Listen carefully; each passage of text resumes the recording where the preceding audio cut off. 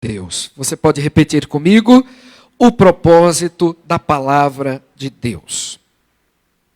Amados, é sempre uma alegria estar aqui com os irmãos e meditar sobre a preciosa palavra do Senhor. Eu creio que nesta manhã Deus tem coisas preciosas para nos ministrar. Obrigado. No capítulo 3,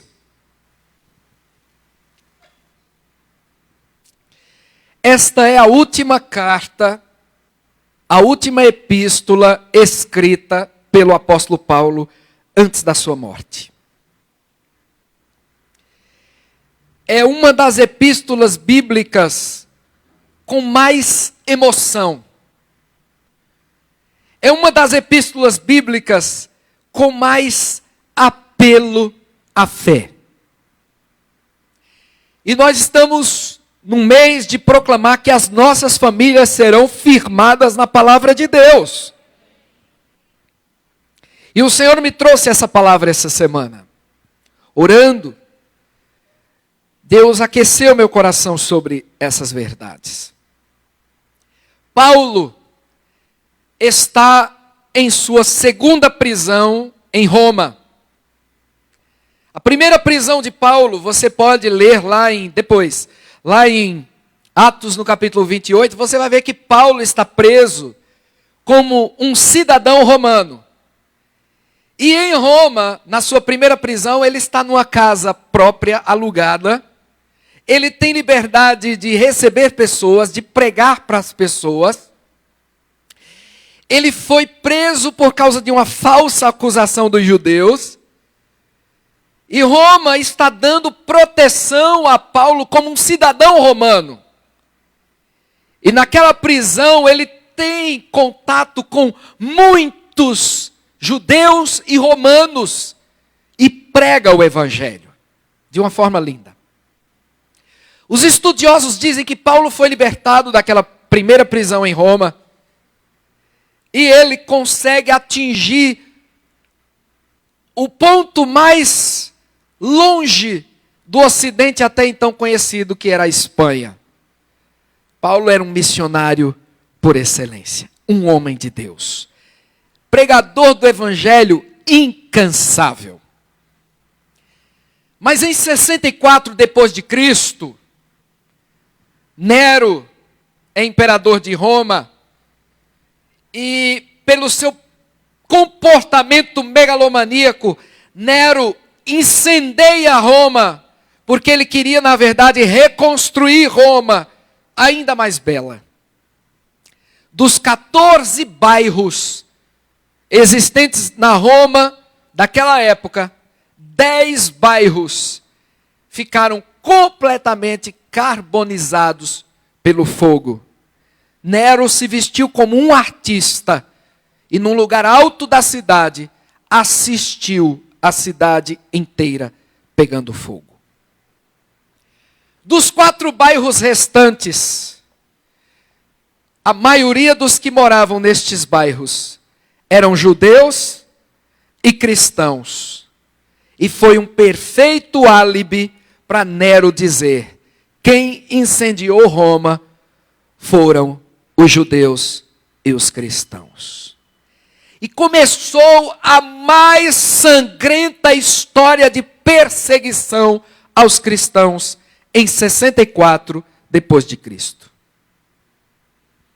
Depois do mês de julho, a história diz que faltou madeira em Roma para crucificar tanta gente que foi crucificada. Os cristãos eram colocados em postes na região pública e cobertos de piche, vivos, e acendiam fogo nesse piche e eles queimavam vivos para iluminar as ruas públicas de Roma. Foi terrível essa perseguição. E nessa perseguição do Estado à igreja é que Paulo sofre a sua segunda prisão. Desta vez, não como um cidadão romano, mas como um malfeitor que nunca foi. Ele era um arauto do cristianismo. Aonde Paulo ia, o poder de Deus se manifestava. As pessoas conheciam o evangelho. E largavam o paganismo romano e o judaísmo para seguirem a Jesus Cristo de Nazaré. Ele era uma ameaça ao império pagão da época, em que César reivindicava adoração para si. Paulo está na sua segunda prisão, num calabouço, completamente insalubre. Deste tipo de calabouço que Paulo está preso, ou se saía para ser decapitado, que foi o caso dele, ou se saía leproso, terrivelmente enfermo, para morrer de alguma outra forma. E Paulo já havia passado pelo seu primeiro julgamento, sozinho, foi abandonado. Ninguém quis se associar a Paulo, porque associar-se a Paulo nessa situação era correr risco de vida. Então Paulo é deixado sozinho. Mas ao invés de Paulo escrever uma carta de lamentação, ou clamar para ser salvo daquela masmorra, Paulo escreve a Timóteo, aquele jovem pastor, que ele deixou ali em Éfeso, e ele apela para que Timóteo fique firme no Evangelho de Jesus Cristo. Depois você lê o capítulo 4 de 2 Timóteo. É lindo! Paulo diz a Timóteo, em outras palavras, Timóteo, eu estou bem pertinho da morte. Mas sabe o que é que eu tenho para lhe dizer, Timóteo? Eu não lamento nada. Eu acabei a carreira. Eu guardei a fé. Agora, Timóteo, eu vou ser coroado na glória. Eu vou receber a minha recompensa. Mas o capítulo 3 dessa carta, Paulo se utiliza desse espaço para dizer, Timóteo, se mantenha firme na fé que você foi instruído, na fé que você recebeu. É com essa introdução que eu quero ler esse capítulo 3 agora com você. Saiba disto, nos últimos dias sobrevirão tempos terríveis. Os homens serão egoístas, avarentos, presunçosos, arrogantes, blasfemos, desobedientes aos pais, ingratos, ímpios, sem amor pela família, irreconciliáveis, caluniadores, sem domínio próprio, cruéis, inimigos do bem, traidores, precipitados, soberbos, mais amantes dos prazeres do que amigos de Deus, tendo aparência de piedade, mas negando o seu poder. Afaste-se desses também. São esses os que se introduzem pelas casas e conquistam mulheres instáveis, sobrecarregadas de pecados, as quais se deixam levar por outra espécie de desejos. Elas estão sempre aprendendo e jamais conseguem chegar ao conhecimento da verdade. Como Janes e Jambres se opuseram a Moisés, preste atenção, esses também resistem à verdade. A mente deles é depravada, são reprovados na fé. Não irão longe, porém, como no caso daqueles, a sua insensatez se tornará evidente a todos.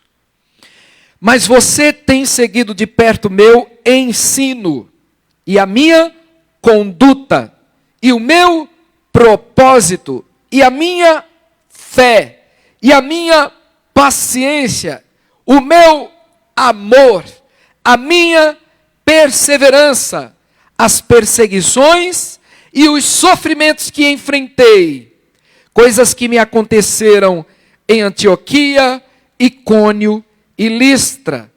Quanta perseguição suportei, mas de todas essas coisas o Senhor me livrou. De fato, todos os que desejam viver piedosamente em Cristo Jesus serão perseguidos. Contudo, os perversos impostores irão de mal a pior, enganando e sendo enganados. Agora eu peço a sua atenção ainda maior a partir de agora até o final deste capítulo, porque será o centro da nossa meditação. Quanto a você, porém, permaneça nas coisas que aprendeu e das quais tem convicção, pois você sabe de quem o aprendeu. Porque desde criança você conhece as sagradas letras, que são capazes de torná-lo sábio para a salvação mediante a fé em Cristo Jesus. Toda a Escritura é inspirada por Deus e útil, preste atenção, para o ensino, para a repreensão, para a correção e para a instrução na justiça, para que todo homem de Deus seja apto e plenamente preparado para toda boa obra.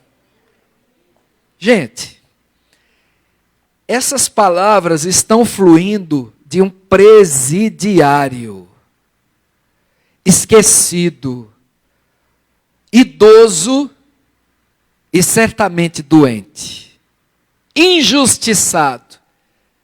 Mas como Paulo disse, eu posso estar preso, mas a palavra de Deus não está presa. Ele traz essas características dos homens dos últimos tempos. E alguém pode dizer, pastor, mas sempre existiu. E eu tenho que concordar que sempre existiu. Mas nos últimos tempos haverá uma multiplicação destas características nas pessoas. Claro que eu não era nascido, mas, por exemplo, na década de 50, de 60, lá no interior do Nordeste, por exemplo, os viajantes que iam passando nas estradas, eles pediam abrigo nas casas de pessoas completamente desconhecidas, e esse abrigo era dado. Por quê?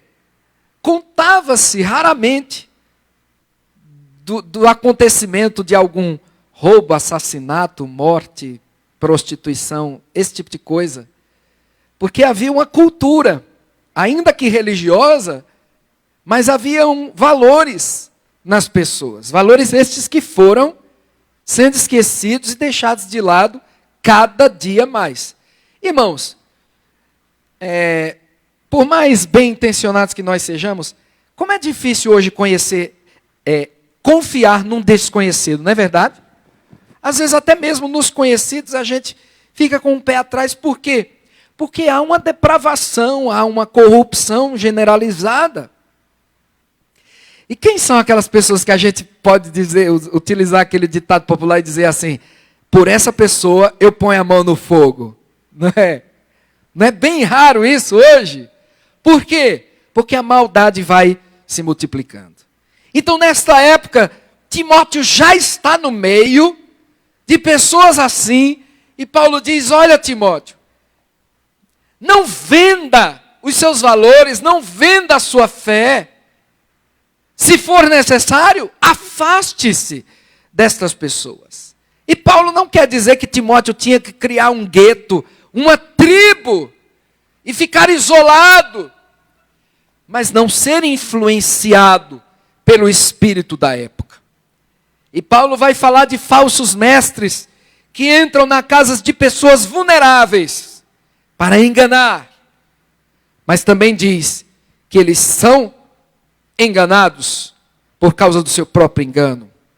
E Paulo chama a atenção a partir do verso 10 para Timóteo lembrar do ensino de Paulo, da conduta de Paulo, do propósito, da fé, da paciência, do amor, da perseverança, da perseguição e do sofrimento.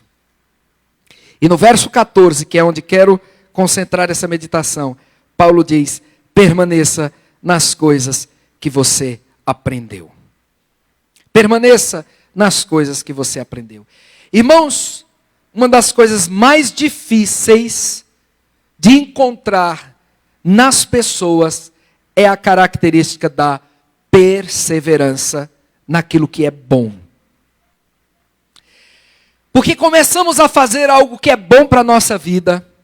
Por exemplo, uma dieta, um exercício físico,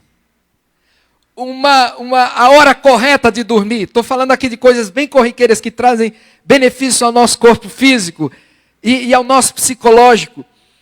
E às vezes a gente consegue fazer uma semana, alguns dias, e daqui a pouco a gente volta aos velhos hábitos. É assim ou não é? É. Isso é com praticamente tudo na nossa vida. Então, essa característica de perseverança é difícil de se encontrar e ela atinge a nossa vida espiritual. Quantas vezes nós estabelecemos uma meta aí? Não, todos os dias eu vou orar pelo menos 30 minutos. Todos os dias eu vou ler pelo menos 3 capítulos da palavra de Deus. Todo mês eu vou reservar uma parte do meu salário para socorrer alguém necessitado. Todo mês eu vou tentar fazer uma visita a uma pessoa doente e manifestar o amor de Deus para ela. Todo mês eu vou orar por uma família específica e vou lá nessa família trazer uma palavra de Deus e orar por ela presencialmente. Nós falhamos com esse tipo de meta e de padrão que nós estabelecemos. Mas ainda que falhemos, a palavra de Deus nos chama para perseverar naquilo que a gente recebeu de Deus, não é? E ainda é válido, né, aquela coisa de, não, segunda-feira eu começo, né? Segunda-feira eu começo e amanhã é segunda-feira. A gente pode decidir hoje voltar a perseverar nas coisas que nós recebemos de Deus. Eu posso ouvir um amém de vocês? E falando então no propósito da palavra de Deus, Paulo diz a Timóteo: Timóteo, desde criança, isso está no verso 15, você conhece as sagradas letras ou sagradas escrituras, que são capazes de torná-lo sábio para a salvação. E a primeira coisa que eu quero falar nesta manhã é que o propósito da palavra de Deus é salvar o homem e reconciliá-lo com Deus. Isso precisa atingir a nossa família. Toda a Bíblia, de Gênesis a Apocalipse, revela Cristo. Todo o Antigo Testamento aponta para Cristo. E todo o Novo Testamento aponta para Cristo. Porque, na verdade, toda a palavra de Deus, ela é a história de um Deus de amor, um Deus santo, um Deus perfeito, que não espera, preste atenção nisso e glorifique a Deus por isso, não espera que o homem venha até ele, mas ele vem até o homem para resgatá-lo e para salvá-lo. Foi assim no Éden. Adão e Eva pecaram. Deus vem a eles e pergunta: onde estás? Por que se esconderam? Quem vos fez saber que estavam nus? Foi assim durante toda a história do Antigo Testamento, quando Deus usa reis, usa profetas, usa sacerdotes. Usa o seu povo de Israel para revelar a sua glória, para revelar a sua palavra. Ou não foi o que aconteceu no Egito? Deus se manifestou no Egito. E até, eu acho que na 6ª ou 7ª praga, os próprios sacerdotes feiticeiros de Faraó disseram a Faraó: olha, Faraó, isso aí é o dedo de Deus. Em outras palavras, eles disseram: ó, Faraó, pelo amor de Deus, obedece à palavra desse Moisés, senão vai tudo acabar aqui. E realmente o Egito foi ao chão, porque o seu líder maior resistiu à palavra de Deus. Amados, toda a palavra de Deus aponta para a salvação em Cristo Jesus. No Antigo Testamento, as pessoas foram salvas pela promessa do Messias. E no Novo Testamento, as pessoas foram salvas pela pessoa do Messias. Já veio, já morreu, já foi sepultado, já ressuscitou, já subiu à glória e deixou na terra a sua igreja, o seu povo, movido pelo seu Espírito. Então o propósito da palavra de Deus, em primeiro lugar, é salvação. E Paulo está dizendo: Timóteo, não esqueça, desde a sua infância, você recebeu a palavra de Deus, e essa palavra te tornou sábio para a salvação. Veja, aqui em 1 Timóteo, eu acho que é 1 Timóteo 1:15, cadê? Não é? Eu anotei, acho que errado, quando Paulo faz menção da mãe e da avó de Timóteo, e diz: olha, Timóteo, é a mesma fé que habitou na tua avó, Lloyd, e na tua mãe, Eunice. Essa fé que Timóteo recebeu quando criança. E as nossas crianças precisam conhecer o Evangelho de Jesus Cristo. Num determinado momento da criação da minha filha, eu percebi, olha que lindo, que interessante, que ela estava colocando no mesmo patamar dos heróis que ela assistia nos desenhos, ela estava colocando Sansão, Davi. Na cabecinha dela, eram heróis. Só que os desenhos, heróis fictícios. Os da palavra de Deus, ela precisava saber que era história, que era verdade, e que era a manifestação de um Deus que operou o seu sobrenatural através de homens. Naquela altura, eu comecei a falar mais para ela do Evangelho de Jesus. Eu comecei a focar para que ela lesse os milagres que Jesus fez. Como Jesus viveu. Quem era Jesus? Como ele nasceu? Como ele viveu? Como ele morreu? Está parecendo o Globo Repórter, né? Quem era Jesus? Como ele viveu? Como ele morreu, como foi sepultado, como ressuscitou, o que fez após ressuscitar, como subiu aos céus, como deixou o seu Espírito e como levantou a igreja. As nossas crianças, na linguagem delas e naquilo que elas alcançam, precisam conhecer quem é Jesus. Porque desde a infância, a palavra de Deus, que os críticos, os extremistas, políticos, principalmente da esquerda, dizem que este livro é um livro fundamentalista. E que colocam numa vala comum quem crê na palavra de Deus como alguém sem uma gota de inteligência e discernimento para a vida. Eu quero lhes dizer que, independente da opinião de quem quer que seja, pode ser um pós-doutor em filosofia ou qualquer ciência, esta pessoa que zomba de Deus, um dia, se não se arrepender, vai estar diante do trono do juiz de toda a terra e vai ter que dar conta daquilo que deixou de crer ou que creu de forma equivocada. A palavra de Deus ela é poderosa para salvar. Paulo diz aos Romanos, capítulo 1, 17, porque o Evangelho é poder de Deus para a salvação de todo aquele que crê. Você pode criticar a igreja como instituição, você não deve fazer isso. Quem não conhece, pode falar o que quiser.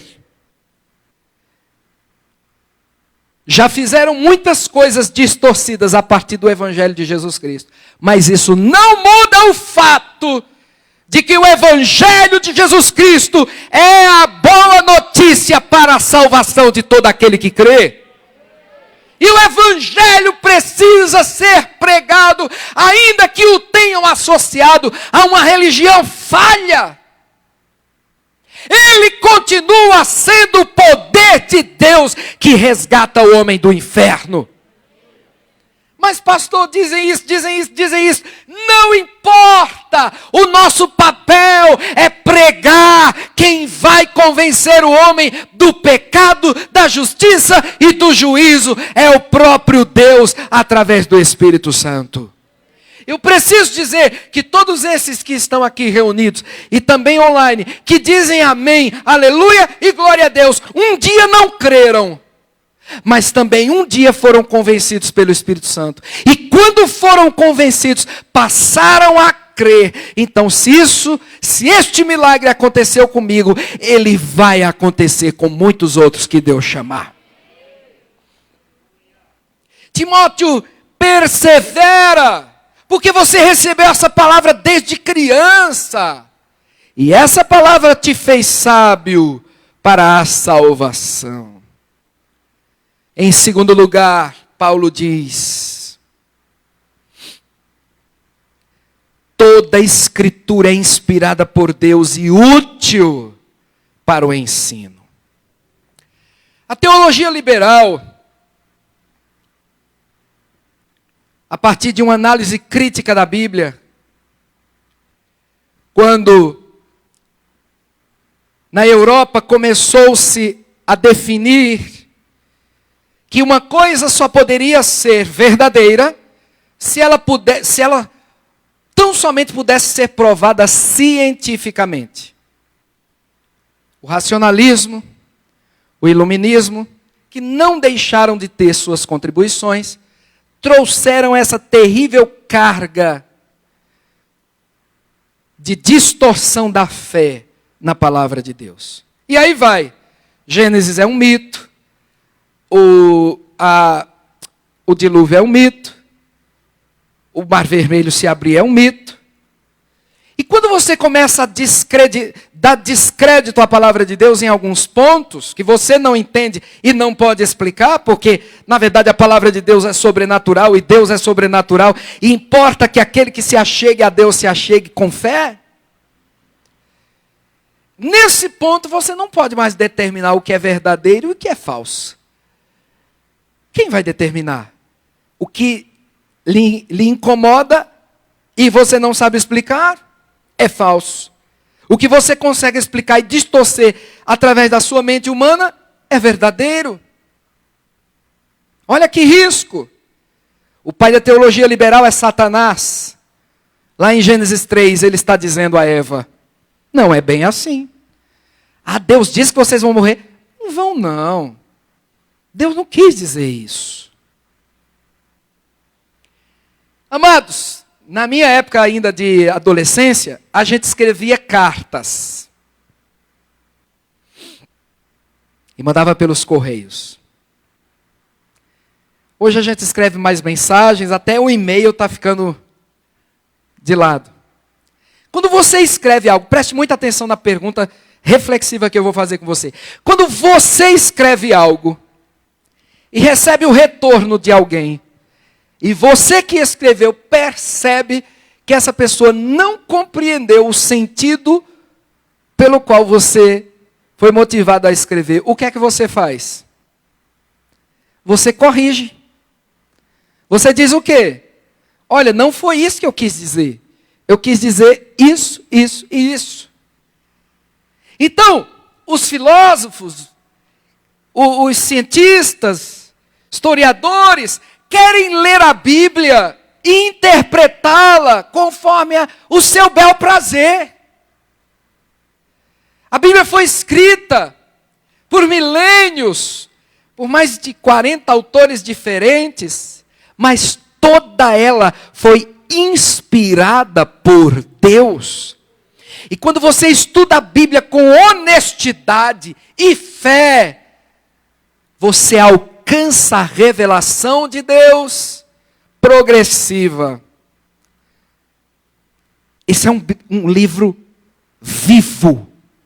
Toda vez que você lê a Bíblia, tem algo diferente que acende no seu coração. Porque esse livro revela o nosso único Deus vivo e verdadeiro. E Paulo diz a Timóteo, toda a Escritura é inspirada por Deus e é útil para o ensino. Útil para o ensino.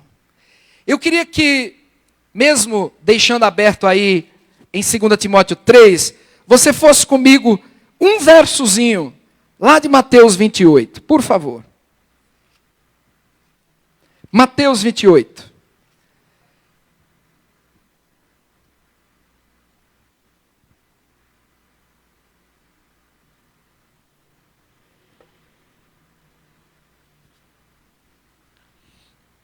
A partir do verso 18, nós conhecemos muito esse texto, mas eu quero chamar a atenção de algo. Jesus diz: foi-me dada toda a autoridade nos céus e na terra. Portanto, vão e façam discípulos de todas as nações, batizando-os em nome do Pai e do Filho e do Espírito Santo. Agora eu gostaria que você lesse comigo a próxima frase no verso 20, por favor. Ensinando-os, mais uma vez essa frase, ensinando-os a obedecer ou guardar a tudo o que eu lhes ordenei. Só mais uma vez, por favor, irmãos. Ensinando-os a obedecer ou guardar a tudo o que eu lhes ordenei. Nós não fazemos um discípulo simplesmente pregando o evangelho e a pessoa se convertendo a Cristo. Faz parte integral do discipulado você ensinar a pessoa a guardar tudo o que Jesus ensinou.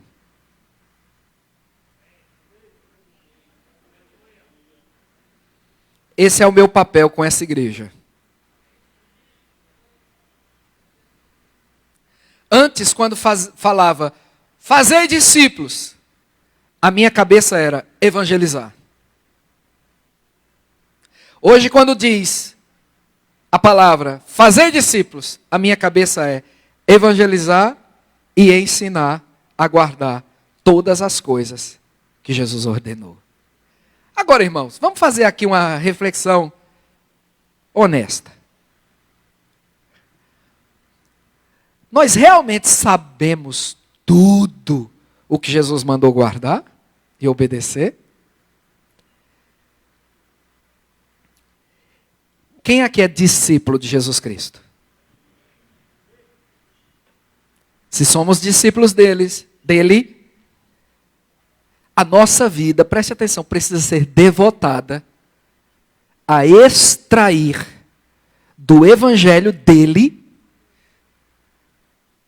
o ensino dele. Eu não estou colocando um peso sobre você. Eu estou colocando uma esperança sobre você. A gente não está na terra assim, largado. A gente está na terra orientado. A nossa orientação é o Evangelho de Jesus Cristo. Agora, uma pergunta muito básica. Quantas vezes você já leu e estudou os Evangelhos?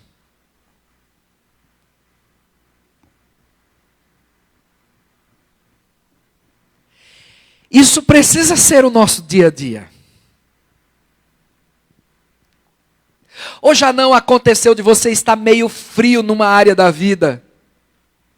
Por exemplo, eu posso ter uma tendência à crítica, a criticar os outros.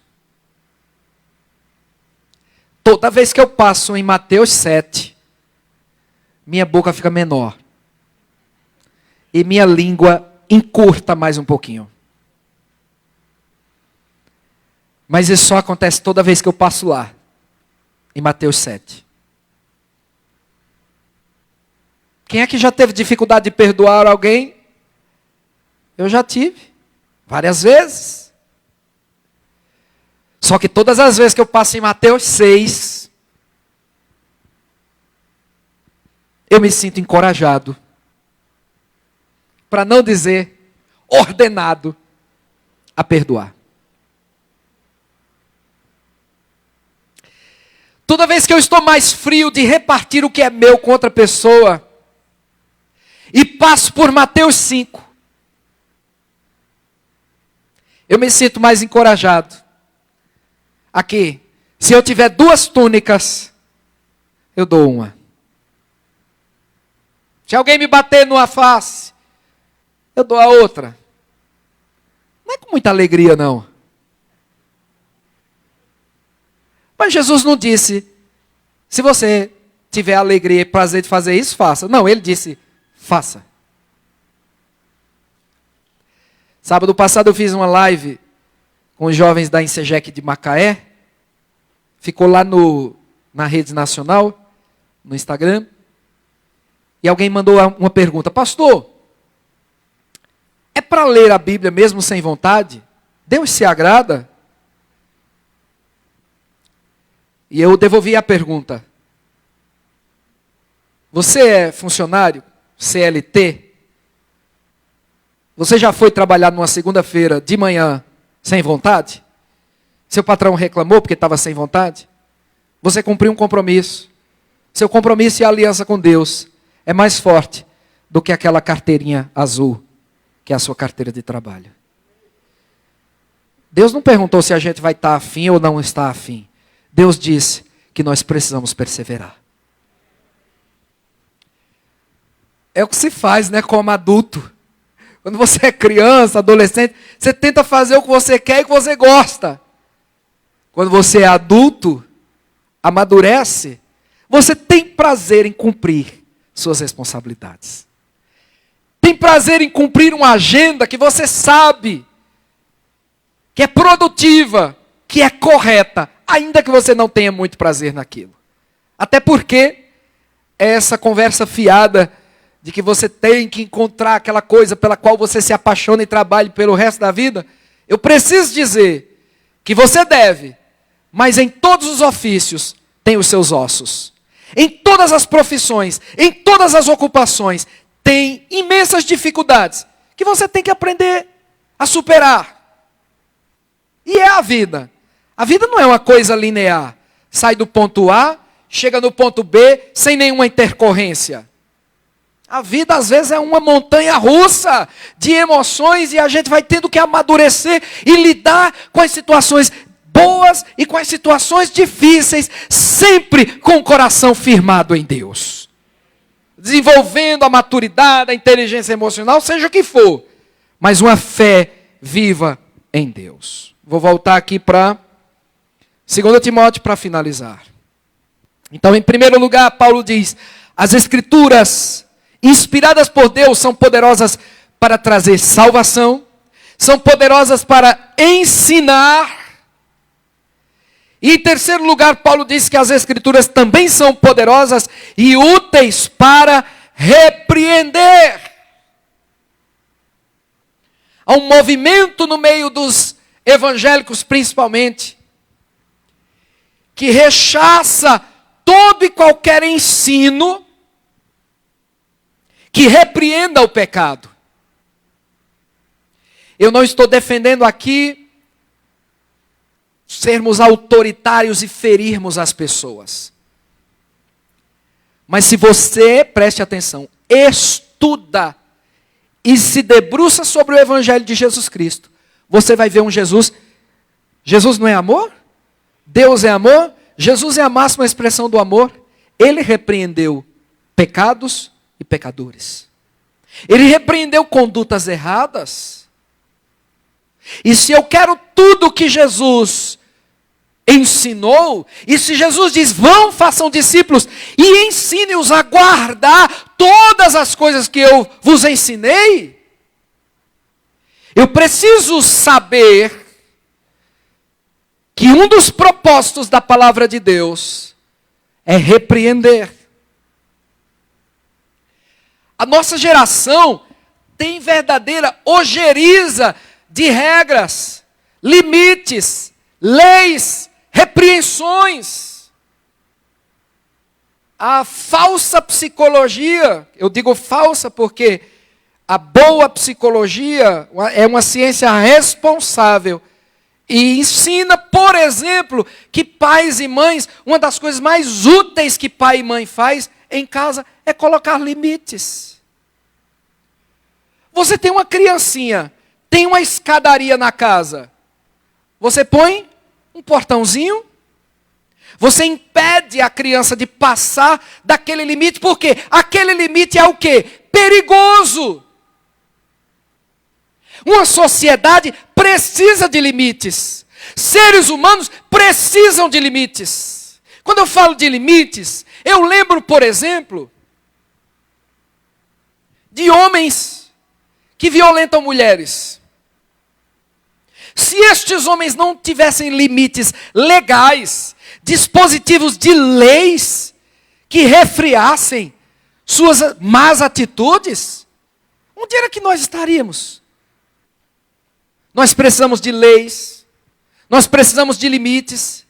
E se nós humanos, humanamente falando, politicamente falando, precisamos disso, o que dizer do Deus Criador que nos conhece como ninguém? Será que Ele não põe limites na sua criação? É claro que sim. Em Romanos 1, Paulo diz, o pecado mais grave dos homens, estou interpretando, é que eles deixaram de adorar ao Criador e passaram a adorar a criatura. Então o que é que se diz? Você pode ofender todo mundo. Melhor dizendo, você não pode ofender ninguém com a sua opinião, mas pode ofender Deus. Ofenda Deus. Afinal de contas, Ele não existe.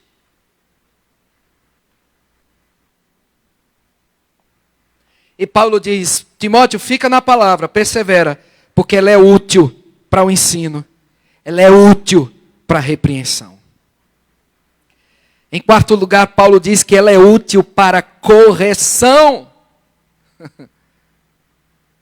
Oi, irmãos, e o que é que Jesus quer de nós? Vamos aqui, será que Jesus não quer corrigir alguma rota na nossa vida, sim ou não? Na minha eu tenho certeza.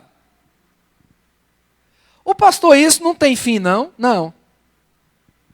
É até Jesus voltar ou até a gente morrer. Todos os dias, nós vamos estar sendo chamados a seguir a Jesus. Eu não sei, agora eu vou fazer um jogo de palavras aqui. Eu não sei como alguém quer e está decidido a seguir a Jesus e consegue e continua seguindo o ímpio, o ateu, o sensual, o prostituto, o viciado, o desbocado. Você vai nas redes sociais, se você fizer uma pesquisa dos perfis que os discípulos de Jesus seguem, você não vai acreditar? Ah, pastor, mas também é exagero. Você recebe. Todo dia você recebe aquela atualização de imagem, de palavras, de conceitos. Decida quem você quer seguir. A palavra de Deus é útil para correção. E por fim, Paulo diz, ela é útil para instruir na justiça. Ela é útil para salvar, mas esse não é o último passo, é o primeiro. Ela é útil para ensinar, e nós vamos conhecer o que é certo, sendo verdadeiros discípulos de Jesus. Ela é útil para repreender, e ela vai repreender o pecado na nossa vida. Ela é útil para corrigir, e ela vai nos apontar, então, qual o caminho certo a tomar. Ela é útil para instruir na justiça, para que a gente, entrando no caminho correto, permaneçamos no caminho correto. E para finalizar, você pode ficar de pé e a gente vai ler o verso 17. Lembrando das palavras de Jesus que disse: vocês são o sal da terra, vocês são a luz do mundo. No verso 17, eu gostaria que todos nós lêssemos em alta voz. 2 Timóteo 3:17. Tem um objetivo. A palavra salva, ensina, repreende, corrige, instrui na justiça para um objetivo. Verso 17. Por favor, todos juntos. Para que o homem de Deus seja apto e plenamente preparado para toda boa obra. As obras são importantes, pastor? Sim. As obras revelam a fé que você tem, que eu tenho. As obras revelam em quem eu creio. As obras revelam quem eu sigo. Toda a nossa vida, olha aqui para mim, toda a nossa vida precisa ser uma expressão do Evangelho. Eu queria que você pegasse a sua Bíblia num ato simbólico e abrisse lá em Mateus.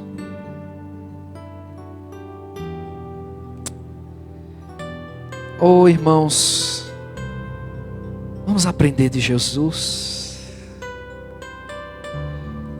Vamos? Você aceita o meu convite? Mergulhar no Evangelho. O que Jesus ensinou? O que Jesus ensinou? O que Jesus ensinou? Eu quero. Eu vou apreender. Ah, pastor, não sei como ler a Bíblia, eu estou perdido. Leia Mateus, Marcos, Lucas, João. E depois, pastor?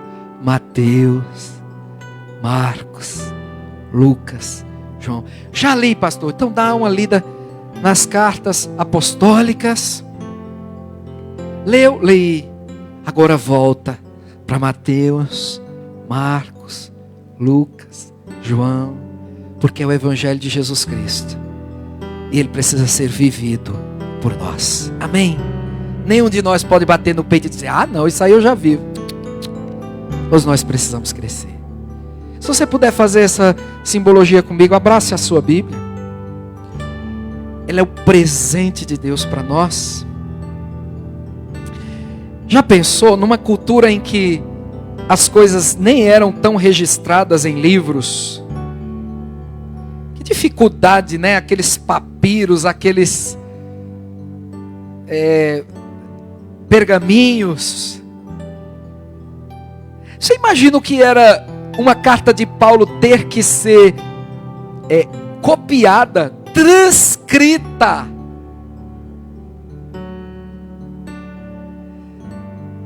Ao pé da letra.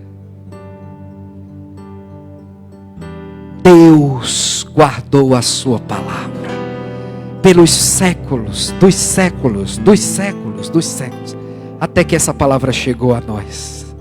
Ou eu ouvi essa palavra desde a minha tenra infância, mas um dia ela me fez nascer de novo. Um dia eu fui salvo porque essa palavra foi revelada ao meu coração pelo Espírito Santo. Um dia eu fui chamado ao ministério porque essa palavra foi revelada ao meu coração. E hoje eu estou aqui, pela graça e misericórdia do Senhor, como pregador do Evangelho, vosso pastor, para dizer: vamos mergulhar nessa Bíblia, nesta palavra de Deus. Abrace a sua Bíblia e peça a Deus nesta manhã para que esta palavra seja viva e eficaz na sua vida. Comprometa-se em... Pode tocar mais, por favor. Comprometa-se em estudar a palavra de Deus, ela é útil, ela vai firmar a sua vida, e então vai firmar a sua família, ou ela vai firmar até mesmo a sua empresa, as suas relações de negócio, e Deus vai te levar para lugares de influência, e aonde quer que você seja, você será uma influência de amor, de verdade, de santidade, de moralidade, de ética, de perdão. Você será uma referência de alguém que anda nos passos de Jesus. A palavra de Deus salva, ensina, repreende, corrige, instrui na justiça.